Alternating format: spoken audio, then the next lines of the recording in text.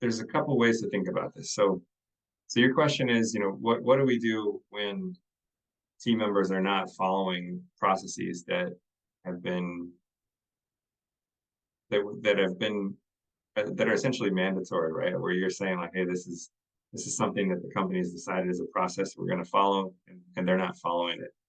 Um, so the first, and this may not be a possibility, in your case, but uh, the first question I always like to ask is, well, if they're not following it, is there a good reason why they're not following it? So like, is the process not good? Is it inhibiting them in some way, or so that might not be a bad question to ask, if because you do want to address the situation, right? So you want to have a conversation and kind of following the what I call, or it's not what I call, but is what is known as nonviolent communication or compassionate communication, is to not create an adversarial situation. So you just want to state facts, like, hey, it seems like this process that we've talked about isn't being followed, and this is creating some confusion for me. I'm wondering why is it that this process isn't being followed?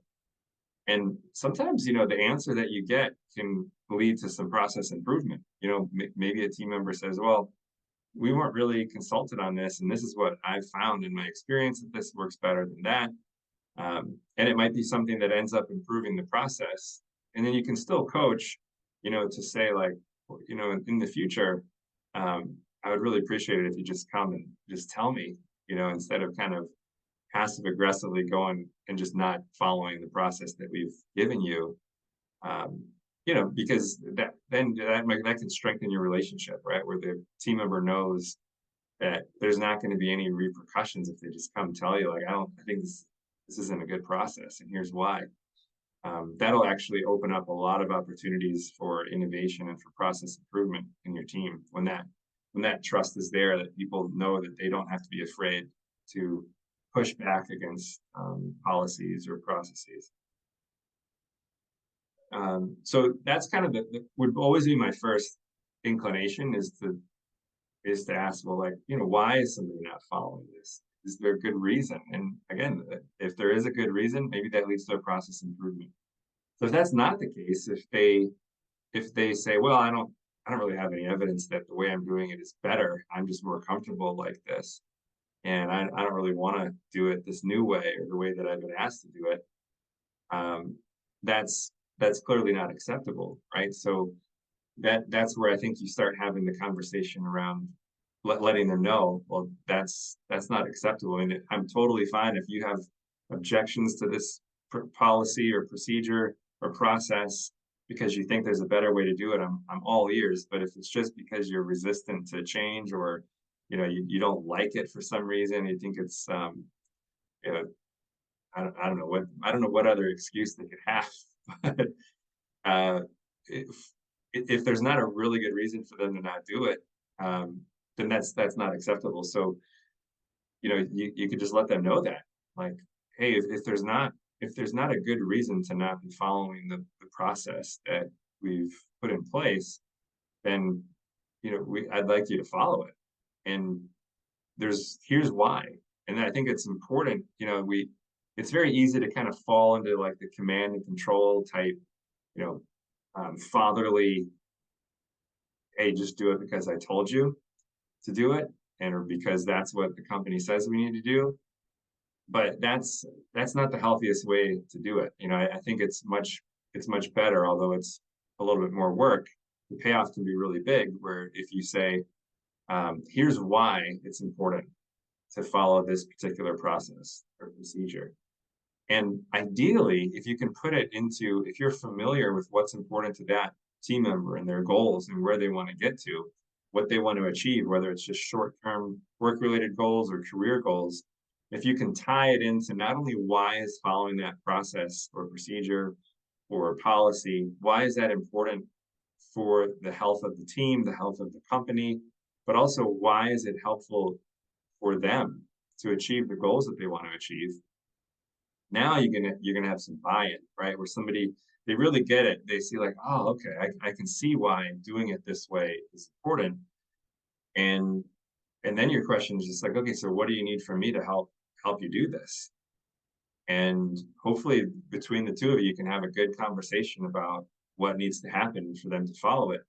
And then kind of similar, I don't know if you've heard about the four pieces of paper idea when you might need to end up letting somebody go. You could even ask them, hey, this is really important. What do you think the consequence should be if you're not able to do this? If I give you everything you need to do this, and I'm helping you the best that I can, and you're still not able to do this, what do you think we should do next?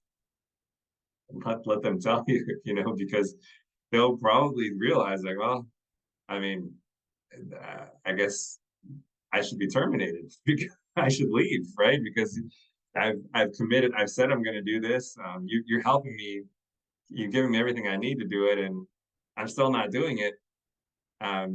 It's especially if there's a really good reason to do it. I think the person can kind of realize for themselves. So just kind of zooming back out, it's just for any issue that's related to this, I always think it's best when we can, if we're asking team members to do something, to help them understand why, and to help them understand why it's important, not just for the team or the organization, but for them in achieving their goals. And again, to always be reinforcing this habit of being a coach. So instead of dictating to them, hey, this is what's going to happen, try to ask them questions, try to ask the team member questions that will allow them to figure out how they're going to create behavior change. And you can always step in and assist and change and modify, but let them lead the conversation. Um, and the reason I always come back to that is because, for one, if you're serving in that capacity as a coach, you're going to be much more appreciated by your team members. They're going to really appreciate the fact that you're coaching them to be great and not just telling them what to do all the time. And that's probably the core shift that we're looking for, is moving from the idea of being a boss to being a coach. And the other benefit of you taking the time in the short run to coach people is that eventually they need less and less coaching. They develop the ability to think for themselves and do the things that you're helping them to do without you intervening, which results in them being more on the lookout for process improvement, making better decisions, taking on more responsibility with less oversight. These things all happen when you coach the person and let them come up with solutions. Even if, again, you have to help a little bit, if they're leading the conversation, it's a little bit more work in the short term than it is to just tell somebody what to do. But in the long term, the payoff is huge. And you'll find that, if you do that for a year or so with a group of team members, you'll find you've created so much time uh, by investing a little bit of time up front. I mean, you should be able to just go on vacation for 2 weeks and nothing's going to change. Your team will just operate just fine without you.